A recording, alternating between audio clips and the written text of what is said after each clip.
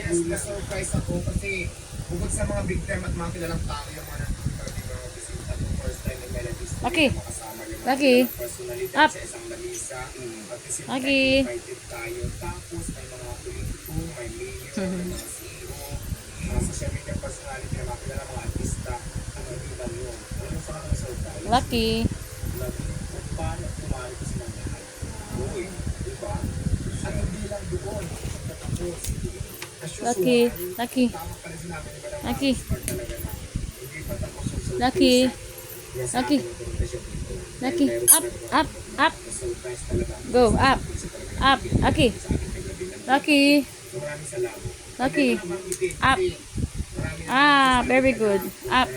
Lucky. Oh, very good. Up. Up. Up. Up. Lucky. Eh, kung naman sinasabi ko, hindi naman ako nangingi eh, di ba? Kaya naman gusto kong lumapit sa akin ngayon, kung gusto nyo ganyan, di, sabi ito dun sa nagbigay. Na dapat kayo ang bigyan. Kasi, di ba sabi ko nga, pag binigyan tayo ng pieces, maliit pa naman ang tanggapin natin kung pasalamat tayo. Correct. Yun lang yun. Correct. Nakas ko lang po. Ikaw na yung bibigyan, ikaw pa yung magre-reklamo. Ang bihira. So, ibig sabihin, yung